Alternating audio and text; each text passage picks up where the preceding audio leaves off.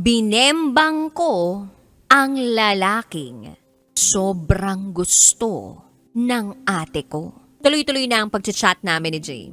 Hanggang sa umabot na ang usapan sa dirty talks. Hello, first time kong makareceive ng mga mahalay na salita. So nato-turn on ako. Like may mga usapan tungkol sa posisyon sa kama, kung ano ang favorite positions, ilang beses umaabot ang climax, mga ganong level. Then nag-decide na kaming magkita ni Jay. Since high school, yun na yung unang beses kong makita uli si Jay. It was like after 6 to 7 years. At base sa description ng ate ko about kay Jay, totoo ngang sa malapitan, ang lakas ng dating niya. May looks talaga siya. Mabango, gentleman, maganda ang boses, yung parang mahuhubaran ka na agad pag magsasalita siya.